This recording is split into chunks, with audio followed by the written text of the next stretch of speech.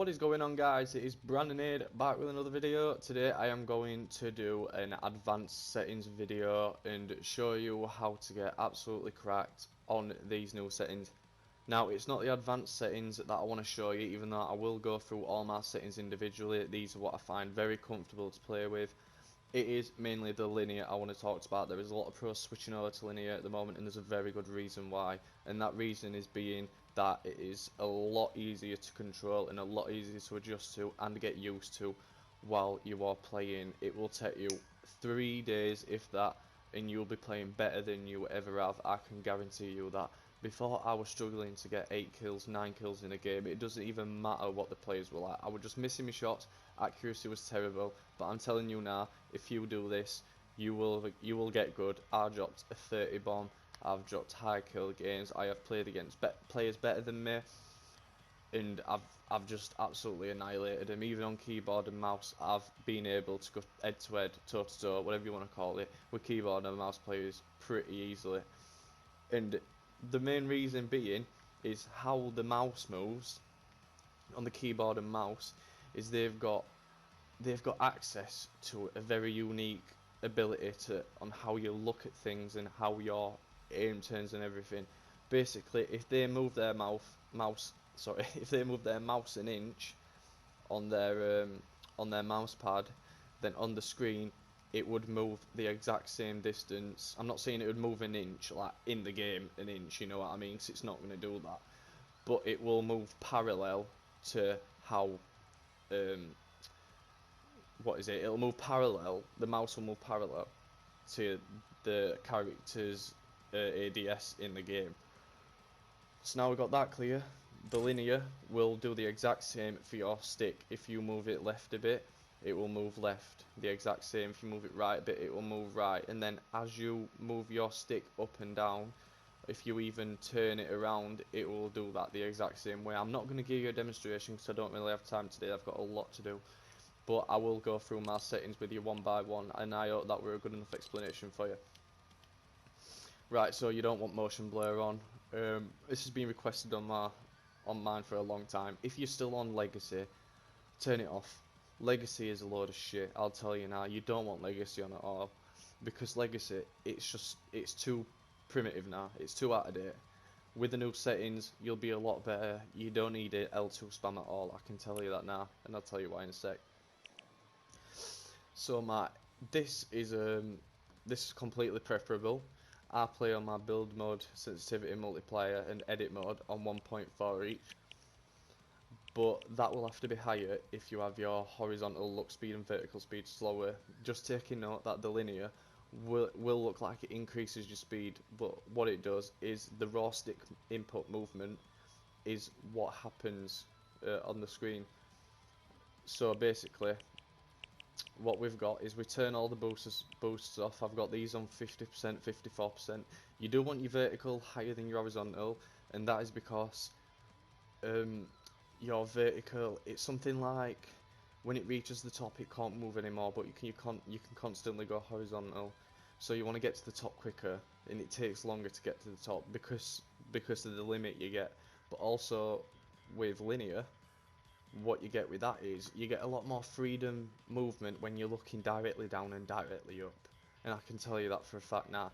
Before, you would have to kind of move your left analog stick and then kind of adjust to look around, but you get a lot more freedom with it with linear on.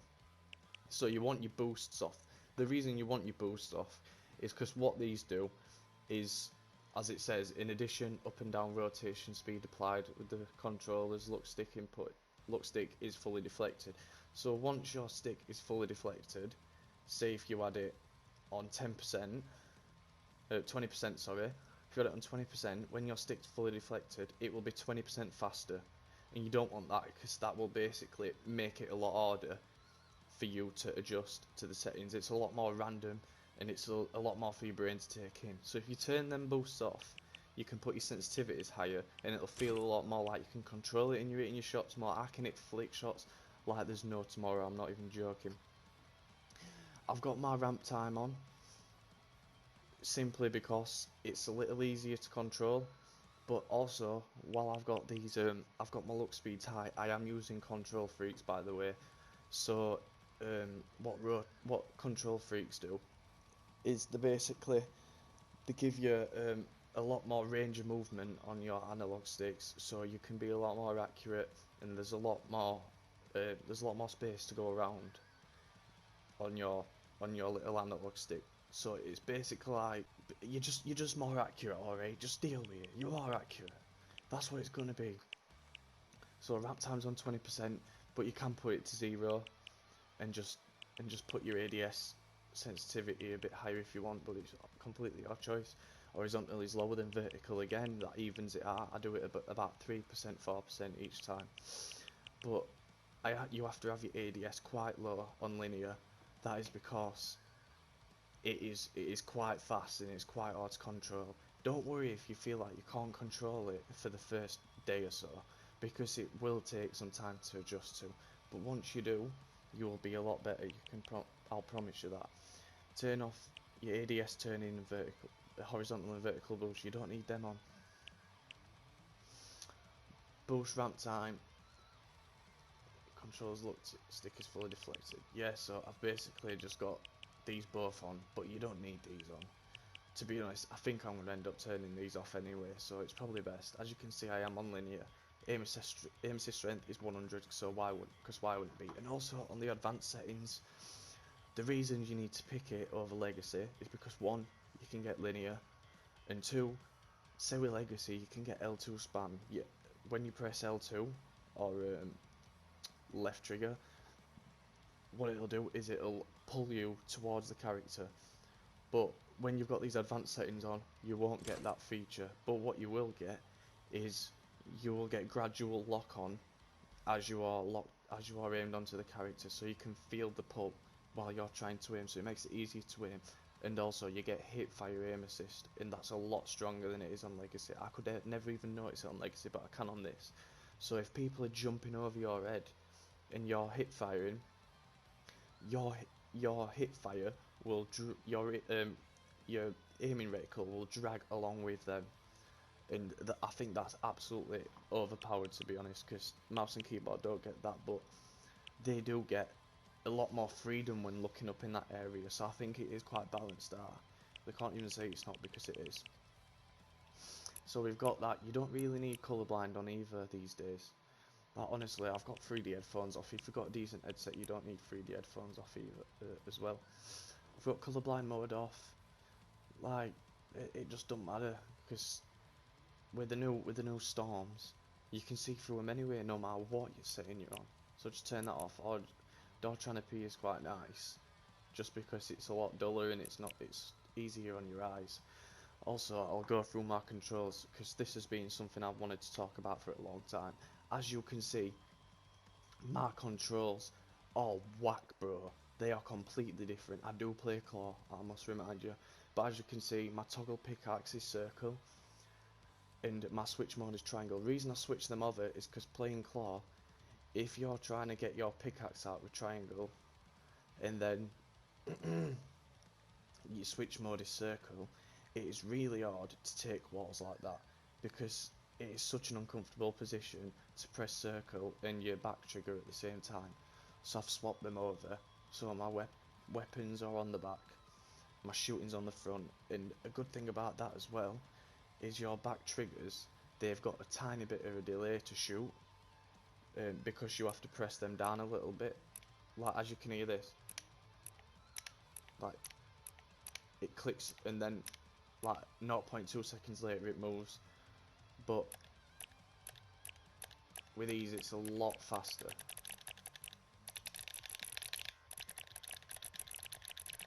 See what I mean? So that's good to have. And I have unbound something by accident. Oh no, have I? No.